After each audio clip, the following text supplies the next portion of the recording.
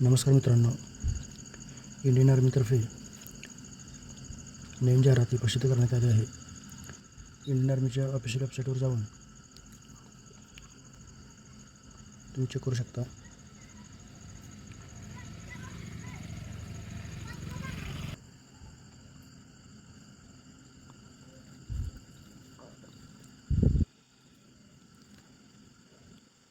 Indian आर्मीतर्फे CSBO civilian switchboard operator grade 2 group C साठी ही जाहिरात प्रसिद्ध करण्यात आली आहे. तुमचा 2 वर्षाचा प्रोबेशन पिरियड हा राहणार आहे आणि त्यानंतर परमनंट हे काम मिळणार आहे. तुम्ही यासाठी ऑफलाईन किंवा ऑनलाईन म्हणजेच ईमेलद्वारे हा अर्ज करू शकता. याचे ॲप्लिकेशन 2 मे 2026 पासून सुरू झाले आहेत आणि याचे लास्ट डेट हे 31 मे 2026 पर्यंत आहे. टोटल 190 जागा आहेत. जनरल UR 94 जागा आहेत. SC साठी 22 जागा आहेत. ST साठी 12 जागा आहेत. OBC साठी 43 जागा आहेत. EWS साठी 19 जागा आहेत. पेमेंट हे 21,700 प्लस अलाउन्सेस लेवल 3चे राहणार आहे. एज लिमिट तुमचे 18 ते 25. लास्ट डेट म्हणजे 31 मे 2026 पर्यंत राहणार आहे. आणि OBC असाल तर तुम्हाला 3 वर्षाचं हे वाढून मिळणार आहेत आणि SC किंवा ST कॅटेगरीसाठी 5 वर्ष हे वाढून मिळणार आहेत. क्वालिफिकेशन हे तुम्हाला 10वी पास पाहिजे आणि proficiency in handling private board exchange PBX board. Minimum duration of experience should be 6 month म्हणजे 6 महिन्याचा तुमचा कोर्स हा पाहिजे कमीत कमी. PBX म्हणजे काय आहे तर फोन ऑपरेटर. तुम्ही हॉस्पिटलमध्ये बघितलं असेल किंवा प्रायव्हेट कंपनीमध्ये जे फोन असतात त्याचा एक्सपिरियन्स तुम्हाला पाहिजे. डिझायरेबल तुम्हाला इंग्लिश आणि हिंदी हे येणे आवश्यक आहे. तुमचं कॅम्प्युटर बेस्ड एक्झामिनेशन ही होणार आहे. त्यामध्ये तुमचे 4 पार्ट आहेत. जनरल इंटेलिजन्स अँड न्यूमेरिकल ॲप्टिट्यूडचे 25 क्वेश्चन, जनरल अवेअरनेसचे 25 क्वेश्चन आणि पार्ट 3मध्ये जनरल इंग्लिश 25 क्वेश्चन आणि part 4 logic and reasoning 25 question. अशा प्रकारे तुमचे हिंदी आणि इंग्लिश या दोन्ही भाषेमध्ये एक्झाम हे होणार आहे. एक्झामिनेशन झाल्यानंतर तुमचं प्रॅक्टिकल टेस्ट आणि इंटरव्ह्यू हे होणार आहे. तुमचं सिलेक्शन हे रिटन टेस्टच्या मेरिटवर होणार आहे आणि तेच विद्यार्थी क्वालिफाय होतील प्रॅक्टिकल टेस्ट आणि इंटरव्ह्यूसाठी. या एक्झामसाठी निगेटिव्ह सिस्टीम किंवा निगेटिव्ह मार्किंग हे नाही, इथे मेन्शन केलेलं नाही. तुम्हाला ईमेलद्वारे हा फॉर्म कसा अप्लाय करायचा आहे याची फॉर्मॅट तुम्हाला यात देण्यात आले आहे. तर तुम्हाला ही फाईल PDF डाउनलोड करायची आहे आणि तुम्हाला ही फॉर्म ॲडोब ॲक्रोबॅट रीडर या ॲपमध्ये त्याच ॲपमध्ये ओपन करायचं आहे. पूर्ण जे फॉर्म आहे तो कॅपिटल लेटरमध्ये भरायचा आहे. पूर्ण जिथे मॅन्डेटरी आहे तिथे कॅपिटल लेटरमध्ये पूर्ण अक्षर भरायचे आहे आणि तुमची फाईल हे सेव्ह करते वेळेस रिनेम करून CSBO कॅपिटलमध्ये अंडरस्कोर आणि तुमचं फुल नेम .PDF असे सेव्ह करायचे आहे. एक्झाम्पल तुम्हाला देण्यात आले आहे. अशा प्रकारे तुम्हाला नाव लिहायचे आहे. CSBO _राजेश _कुमार _शर्मा .PDF अशा प्रकारे तुम्हाला त्या फाईलचं नाव बनवायचे आहे. आणि फाईल बनल्यानंतर किंवा सेव्ह केल्यानंतर तुम्हाला जे डॉक्युमेंट पाठवायचे आहेत प्रत्येक डॉक्युमेंट हे सेपरेट फाईल बनवायचे आहे. जसे की आधार कार्ड असेल, 10वीचे सर्टिफिकेट किंवा मार्क लिस्ट असेल, कास्ट सर्टिफिकेट जे OBC SC ST असतील जे ॲप्लिकेबल आहेत त्यांच्यासाठी, परत PBX एक्सपिरियन्स सर्टिफिकेट किंवा एक सर्व्हिसमॅन असेल त्यांच्यासाठी, पूर्ण पासपोर्ट साईज हे JPG फाईलमध्ये पाहिजे. आणि ज्या त्या सर्टिफिकेटला ज्या त्या जे ते नाव द्यायचे आहे. जसे फोटो असेल तर फोटोला फोटो अंडरस्कोर आणि तुमचे पूर्ण नाव लिहायचे आहे. अशा प्रकारे तुम्हाला डॉक्युमेंट हे तुमच्या मेलद्वारे सेंड करायचे आहेत. तुमच्या मेलवरून हा मेल ID वर पाठवायचे आहे.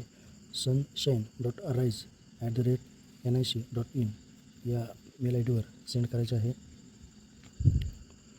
तुमचा सब्जेक्ट काय राहील? CSBO ॲप्लिकेशन डॅश तुमचं फुल नेम, तुमचं नाव पूर्ण टाकायचे आहे. आणि तुमचे जे इतर डॉक्युमेंट आहेत जे PDF मध्ये किंवा JPG फॉर्मॅटमध्ये असणार आहेत ते पूर्ण स्कॅन करून तुम्हाला मेलवर सेंड करायचे आहे. ॲडोब ॲक्रोबॅट याच्यावर तुम्हाला ओपन करायचे आहे.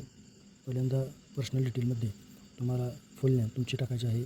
जसे 10वीच्या सर्टिफिकेटवर आहे. त्यानंतर तुमचे वडिलाचे नाव किंवा पतीचे नाव हे ते कॅपिटलमध्ये भरायचे आहे. नंतर आईचे नाव तुमचे मार्कलिस्टवर जे आहे ते भरायचे आहे कॅपिटलमध्ये. फोटो हे तुम्हाला JPG फॉर्मॅटमध्ये सेपरेट मेल करायचे आहे. तुमची जन्मतारीख ते भरायची आहे. तुमचा मंथ कोणता आहे ते भरायचं आहे. आणि वर्ष कोणते आहे हे तुम्हाला भरायचे आहे. तुमचे जेंडर हे इथे भरायचे आहे. तुमचे क्लोजिंग डेट म्हणजे 31 मे 2024 या तारखेपर्यंत किती वर्ष होतात, किती मंथ होतात आणि किती दिवस होतात हे तुम्हाला एज कॅल्क्युलेटर हे ओपन करायचे आहे. आणि इथे तुम्हाला तुमचे एज हे कॅल्क्युलेट करून येईल आणि तुम्हाला अशा प्रकारे इथे टाकायचे आहे. तुमचं प्रथम कॅटेगरी कोणती आहे ते टाकायचे आहे. पण तुम्ही कोणत्या कॅटेगरीमध्ये येता ते टाकायचे आहे. PWDमध्ये असाल तर ते भरायचे आहे. नसेल तर नो करायचे आहे. एक सर्व्हिसमॅन असेल तर येस करायचे आहे, नसेल तर नो करायचे आहे. कोणी डिसेबिलिटी असेल तर येस करायचे आहे किंवा नो करायचे आहे. तुमचं राष्ट्रीयत्व इंडियन हे टाकायचे आहे. रिलिजन कुठले आहे ते मराठा आहात, मुस्लिम आहात, OBC आहात हे तुम्ही ते रिलिजनमध्ये भरायचे आहे. कॉन्टॅक्ट डिटेलमध्ये तुमचे पूर्ण 10 अंकी मोबाईल नंबर भरायचा आहे. तुमचा परमनंट ॲड्रेस जसा आहे फ्लॅट नंबर, पूर्ण गावाचे नाव, तुमचा तालुका, राज्य, तुमचे पिनकोड, तुमचे डाकघर म्हणजे पोस्ट ऑफिस, मेल ID आणि आधार नंबर येथे भरायचे आहे. त्यानंतर करस्पॉन्डन्स ॲड्रेस म्हणजेच सध्याला तुम्ही कुठे राहता ते ॲड्रेस. जर सेम असेल तर सेम टाकायचे आहे. जर चेंज असेल तर जिथे राहता ते तुम्हाला इथे फिल करायचे आहे. फ्लॅट नंबर, गावाचे नाव, तालुका, तुमचे राज्य, पिनकोड, एज्युकेशनल क्वालिफिकेशन 10वीचे तुम्हाला पूर्ण माहिती द्यायची आहे. तुमचं बोर्ड कोणते होते ते इथे भरायचे आहे. आणि तुम्ही कोणत्या वर्षी पास झाला ते तुम्हाला इथे भरायचे आहे. तुम्हाला पर्सेंटेज किती टक्के होते ते इथे भरायचे आहे. तुम्हाला डिव्हिजन फर्स्ट, सेकंड, थर्ड कोणती होती ते भरायचे आहे. इंग्लिशला मार्क किती होते आणि हिंदीला किती होते हे भरायचे आहे. त्यानंतर हायेस्ट तुमची क्वालिफिकेशन किती आहे ते तुम्हाला इथे भरायचे आहे. तुमचं जर ग्रॅज्युएशन असेल तर ग्रॅज्युएशन लिहायचे आहे. आणि ग्रॅज्युएशन कोणत्या वर्षी पास झाला ते तुम्हाला इथे लिहायचे आहे. पर्सेंटेज किती पडले आहेत ते लिहायचे आहे. आणि डिव्हिजन फर्स्ट, सेकंड, थर्ड कोणते आहे ते तुम्हाला लिहायचे आहे. PBX एक्सपिरियन्स सर्टिफिकेट असेल तर येस किंवा नो हे करायचे आहे. तुम्हाला किती वर्षाचा एक्सपिरियन्स आहे? 1 वर्ष, 2 वर्ष. PBX एक्सपिरियन्स सर्टिफिकेट म्हणजेच तुम्ही हॉस्पिटलमध्ये किंवा प्रायव्हेट कंपनीमध्ये काम करत असाल तर तेथे PBX म्हणजेच जे वायरचे फोन असतात ते तुम्ही यूज केले आहेत किंवा त्याचा एक्सपिरियन्स आहे असं तुम्हाला सर्टिफिकेट दिले जाते. तेच आहे PBX एक्सपिरियन्स लेटर. ते तुम्हाला किती वर्षाचं आहे इथे लिहायचे आहे. त्यानंतर तुम्ही कोणत्या संस्थेमध्ये काम केले आहे त्याचे नाव लिहायचे आहे. तुम्ही करंट तिथे काम करता किंवा नाही, येस किंवा नो करायचे आहे. डेट ऑफ अपॉइंटमेंट किंवा तुम्ही केव्हा कामाला लागला होता ते तारीख तुम्हाला लिहायची आहे. आणि त्यावेळेस तुम्हाला कोणते डेजिग्नेशन होते किंवा डिपार्टमेंट होते ते तुम्हाला लिहायचे आहे. आणि त्यावेळेस तुम्हाला पेमेंट किंवा ग्रेड किती मिळत होता ते तुम्हाला इथे लिहायचे आहे. डॉक्युमेंट तुम्ही याच्याबरोबर कोणकोणते मेल करणार आहात ते तुम्हाला लिहायचे आहे. आधार कार्ड असेल तर आधार कार्डला टिक करायचे आहे. क्वालिफिकेशन सर्टिफिकेट तुम्ही पूर्ण देणार असाल तर त्याला टिक करायचे आहे. बर्थ सर्टिफिकेट असेल तर त्याला टिक करायचे आहे. कास्ट सर्टिफिकेट असेल तर कास्ट सर्टिफिकेट टिक करायचे आहे.